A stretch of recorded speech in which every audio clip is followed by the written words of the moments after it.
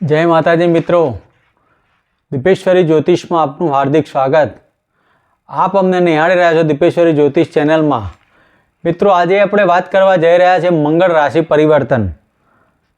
28/12/2023 રોજ મંગળદેવ પોતાના ઘરમાંથી નીકળી એટલે કે વૃશ્ચિક રાશિમાં સ્વગૃહી હતા અત્યાર સુધી, અને ગુરુ અને મંગળનો ષડાષ્ટક યોગ ચાલતો હતો। હવે તે યોગમાંથી 28/12/2023 નીકળી અને મંગળદેવ ગુરુદેવના ઘરમાં જવાના, એટલે ધનરાશિમાં જવાના।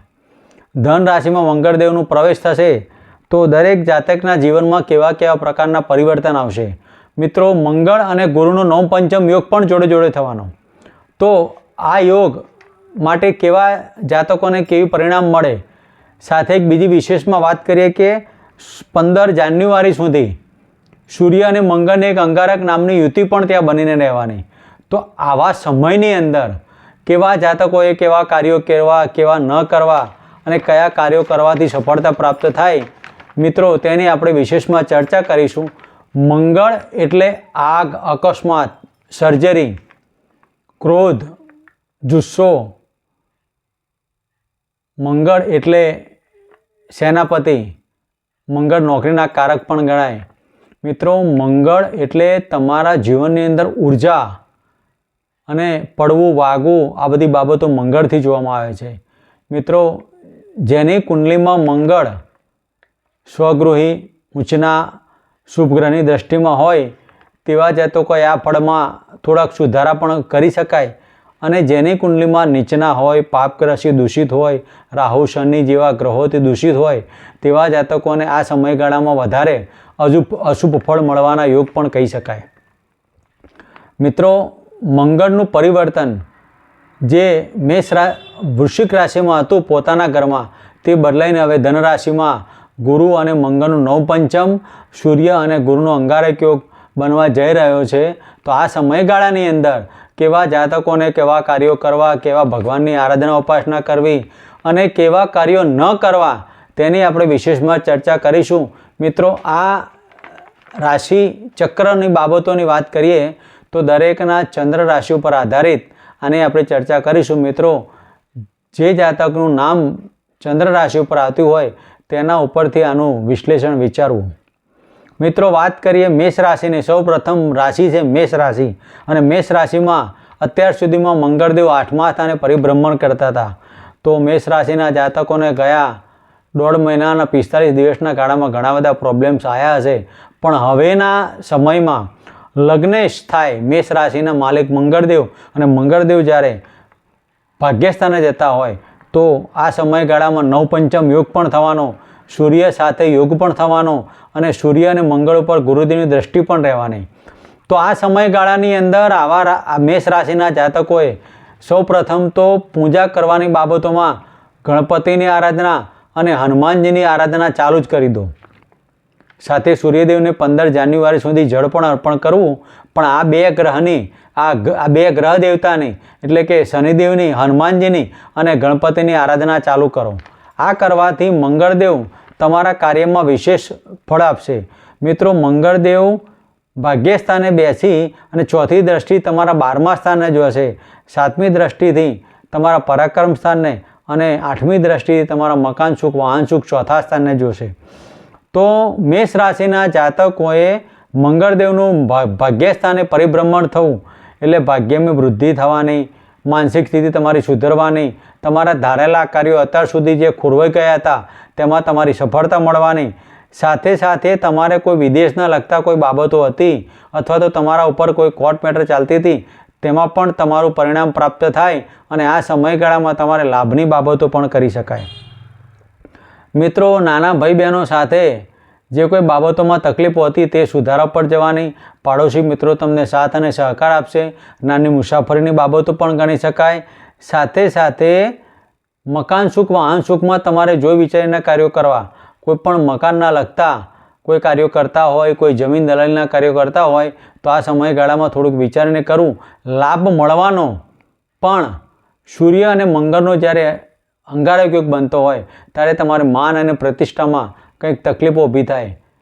મિત્રો, જે જાતકો હૃદયને લગતા રોગોથી પીડાતા હોય, મેષ રાશિના જાતકો, તેવા જાતકોએ તમારે ડૉક્ટરની સલાહ પ્રમાણે કાર્યો કરવા અને આ સમયગાળાની અંદર શક્ય એટલા મેડિસિનનો ઉપયોગ કરજો જ.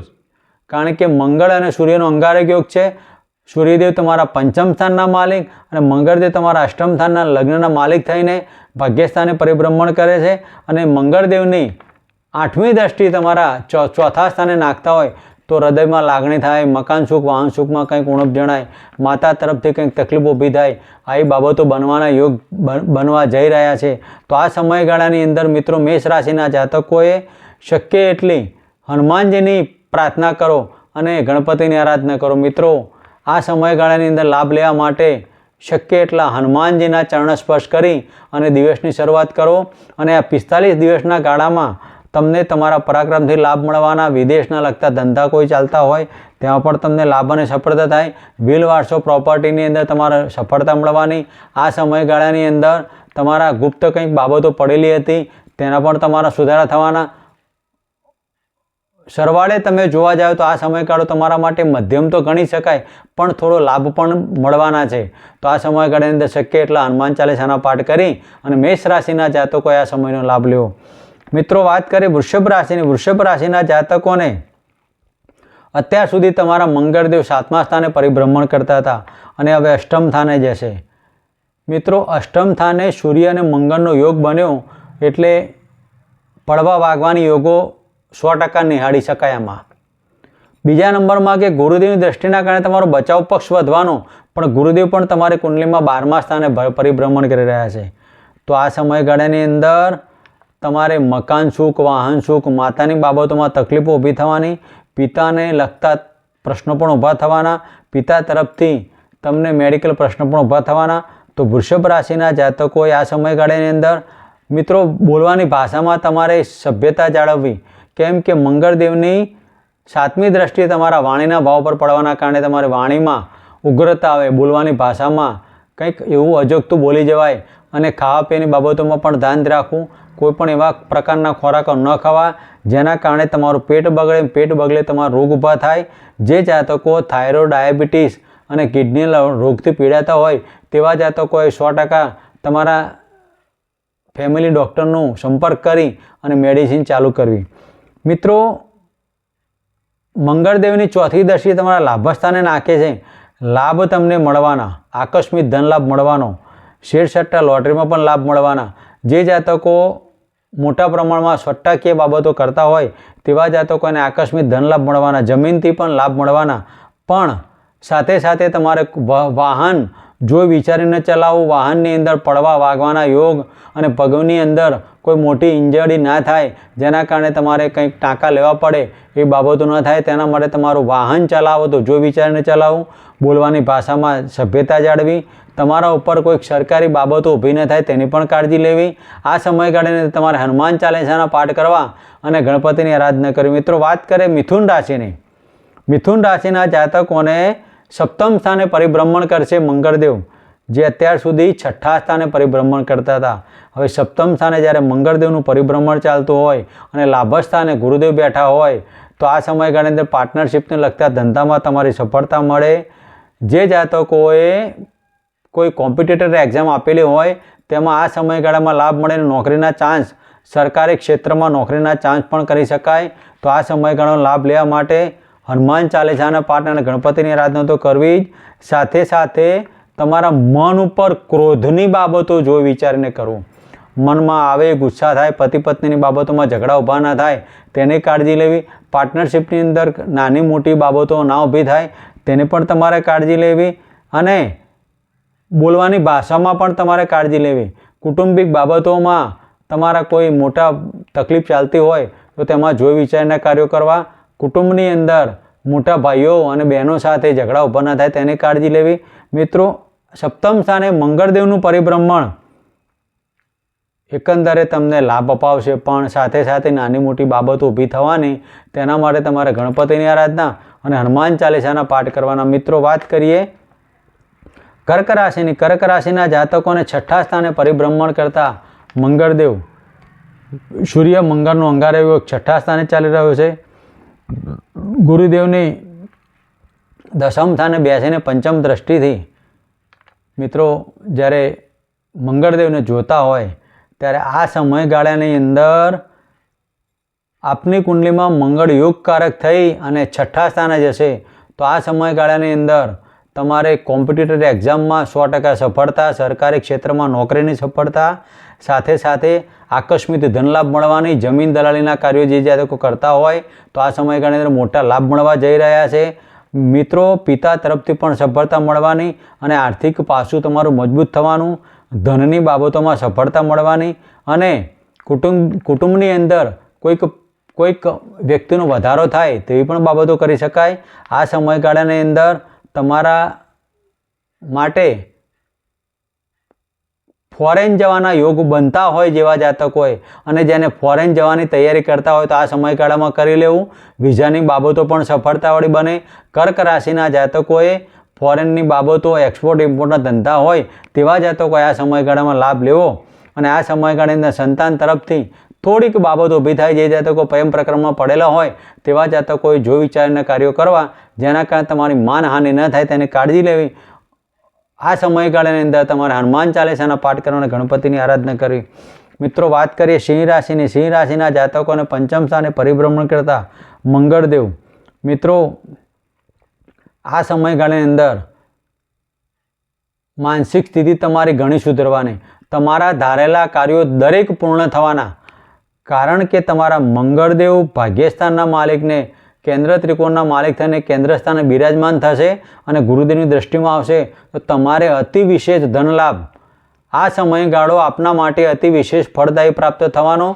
તો સિંહ રાશિના જાતકોએ સોનામાં સુગંધ ભરે તેવા કાર્યો થવાના માટે દરેક કાર્યોની અંદર ધંધાકીય બાબતો ગણો, ધાર્મિક બાબતો ગણાય, માનસિક સ્થિતિ તમારી જે પણ તમે ધારો તે તમારા બુદ્ધિમાં વધારો થાય, બોલવાની ભાષામાં ચપળતા આવે, આકસ્મિક પાસું મજબૂત, શેર સટ્ટા લોટરીમાં કંઈક મોટા લાભ થાય તેવી બાબતો ગણી શકાય. તો આ સમયગાળામાં તમારે પણ હનુમાન ચાલીસાના પાઠ કરવા, ગણપતિની પૂજા કરવી અને ગાયત્રી મંત્રના પાઠ કરવા. મિત્રો વાત કરીએ કન્યા રાશિની. કન્યા રાશિના જાતકોને ચતુર્સ્થાને પરિભ્રમણ કરતા મંગળદેવ મિત્રો આ સમયગાળાની અંદર પતિ પત્નીની બાબતોમાં તમારો કકરાટ થવાનો અને પાર્ટનરશિપના ધંધામાં તમારે જોઈ વિચારીને કાર્યો કરવા. મિત્રો પિતા તરફથી તકલીફ થાય, તમારા કરેલા કાર્યો પાછળ તમારું કોઈ પરિણામ પ્રાપ્ત ન થાય અને લાભની બાબતોમાં તમારે લાભ થોડો ડીલે બને.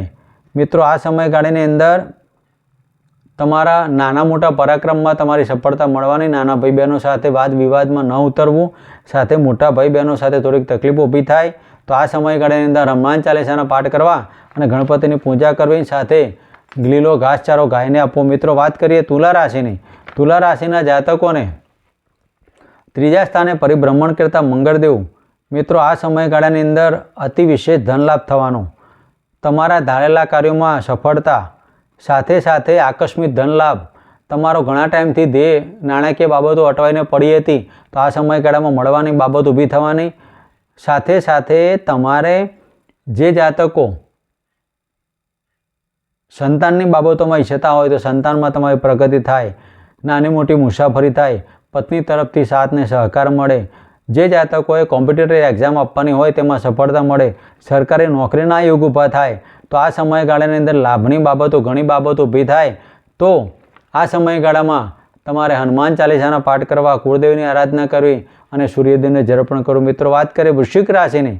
વૃશ્ચિક રાશિના જાતકોને ધનસ્થાને પરિભ્રમણ કરતા મંગળદેવ મિત્રો પ્રેમ પ્રકરણની બાબતોમાં તમારે ધ્યાન રાખવું, પેટની બાબતોમાં તમારે જે જાતકોએ હાઇપર એસિડિટીની બાબતો હોય તેવા જાતકોએ ખૂબ જ કાળજી લેવી અને પડવા વાગવાની યોગમાં તમારે 100% વિચાર કરવો, કારણ કે શનિ, સૂર્ય અને મંગળની દ્રષ્ટિ અષ્ટમ સ્થાને પડતી હોય તો આ સમયગાળામાં પેટને લગતી બાબતો ઊભી થાય, પેટમાં એપેન્ડિક્સ કે પડવા વાગવાના યોગના કારણે તમારો ઓપરેશનની બાબતો થાય, સંતાન તરફથી કંઈક તકલીફો ઊભી થાય અથવા જે જાતકો ગાયનેકની બાબતોમાં લેડીઝ જાતકો હોય તેવા જાતકોએ સર્જિકલ બાબતો ઊભી ન થાય તેની કાળજી લેવી.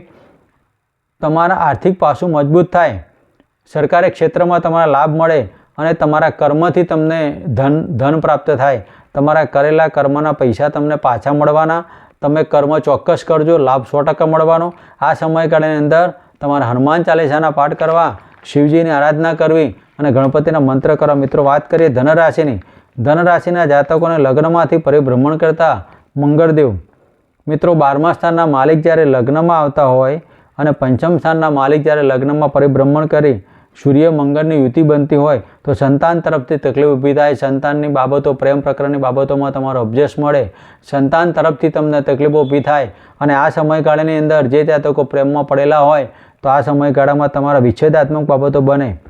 અને આ સમયગાળાની અંદર તમારે શેરસટ્ટા લોટરીમાં લાભની જગ્યાએ હાનિ પણ બનવાની બાબતો ગણી શકાય. મિત્રો જે જાતકોએ કોર્ટ મેટર ચાલતી હોય તો આ સમયગાળાની અંદર જો વિચારીને કાર્યો કરવા. મંગળદેવ મંગળદેવ ગુરુદેવની દ્રષ્ટિમાં તો આવશે જ, પણ તમારે ક્યાંક એવી તકલીફો ઊભી ન થાય તેના માટે તમારે ગુરુદેવના મંત્ર કરવા, ગણપતિની આરાધના કરી, હનુમાન ચાલીસાના પાઠ કરવા. મિત્રો વાત કરીએ મકર રાશિની. મકર રાશિના જાતકોને 12મા સ્થાને પરિભ્રમણ કરતા સૂર્ય મંગળનો યોગ. મિત્રો જે જાતકો સરકારી ક્ષેત્રમાં જોડાયેલા હોય, સરકારી નોકરી કરતા હોય તેવા જાતકોએ ઉચ્ચ અધિકારીઓ તરફથી તમને તકલીફ ઊભી થવાની અને મંગળદેવની ચોથી દશી તમારા પરાક્રમ સ્થાને પડતી હોય. તમારે એવી જગ્યાએ બદલી થાય, બદલીના કારણે તારી માનસિક સ્થિતિ ખોરવાય અને આ સમયગાળાની અંદર તમારા ઉપલા અધિકારીઓ તમારા પર કોઈ એલિગેશન કરે ને એના કારણે તમારી માનસિક સ્થિતિ ખોરવાય. સાથે સાથે તમારા ઉપર કોઈએ ગુપ્ત વિદ્યાઓ કરી હોય તેવું તમે મનમાં લાગણી થાય, તેના કારણે તમારી માનસિક સ્થિતિ ખોરવાના કારણે તમારા આ સમયગાળો જો વિચારીને કાર્યો કરવા, શનિદેવના મંત્ર કરવા, હનુમાન ચાલીસાના પાઠ કરવા અને ગણપતિની પૂજા કરી. મિત્રો વાત કરીએ કુંભ રાશિની. કુંભ રાશિના જાતકોને લાભસ્થાને પરિભ્રમણ કરતા મંગળદેવ. મિત્રો આ સમયગાળાની અંદર કરેલા કર્મના ફળ મળવાના, લાભ મળવાના, લાભની બાબતોમાં શેરસટ્ટા લોટરીમાં મોટા લાભ થવાની બાબતો છે. સાથે સાથે તમારા નાના મોટા પ્રવાસોની પણ બાબતો થાય. પિતા તરફથી તમને મોટો ધન લાભ થવાનો અને જે જાતકો પાર્ટનરશિપના ધંધા કરતા હોય તેના પણ લાભ થાય, પત્નીથી પણ લાભ થાય અને પતિ પત્ની એ પણ પાર્ટનર કહેવાય. અને આ સમયગાળાની અંદર પાર્ટનરના લાભ થવાના કારણે આ સમયગાળો આપણા માટે અતિ વિશેષ લાભદાયી બનવાનો. તેના માટે તમારે હનુમાન ચાલીસાના પાઠ કરો અને શિવજીની પૂજા કરો, શનિદેવના મંત્ર કરો. મિત્રો વાત કરીએ મીન રાશિની. મીન રાશિના જાતકોને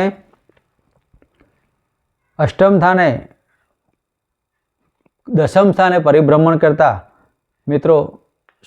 દસમ સ્થાને મંગળદેવનું પરિભ્રમણ થશે. તો જ્યારે ધનસ્થાને ગુરુદેવ ચાલતા હોય અને મંગળદેવનું 10મા સ્થાને મિત્રો મંગળદેવ 10મા સ્થાને હોય, શનિદેવની ગુરુદેવની દ્રષ્ટિમાં હોય ત્યારે આ સમયગાળાની અંદર તમારા પ્રમોશનની બાબતો ગણી શકાય. જે જાતકો નોકરી કરતા હોય તો આ 45 દિવસના ગાળામાં તમારા ઉપલા અધિકારીઓ તરફથી તમને સાથ ને સહકાર મળે, કોઈ એવો વિજેતાત્મક બાબત બને, તમને કોઈ એવા સારા પ્રમાણપત્ર મળે અને સારી બાબતમાં તમારું માન અને સન્માન જવાય તેવા સમારોહ ઊભા થાય. અને આ સમયગાળાની અંદર મીન રાશિના જાતકોએ મોટા લાભ મળવાની બાબતો છે, નોકરીમાં પ્રમોશન મળવાની બાબતો છે, નોકરીમાં પણ મોટો ધન લાભ થવાની બાબતો છે. તો આ સમયગાળાની અંદર તમારે હનુમાન ચાલીસાના પાઠ કરવા, ગુરુદેવના મંત્ર કરવા, શિવજીની પૂજા કરી. મિત્રો અમારી ચેનલને લાઇક કરો, સબસ્ક્રાઈબ કરો. જય માતાજી, જય શ્રી કૃષ્ણ.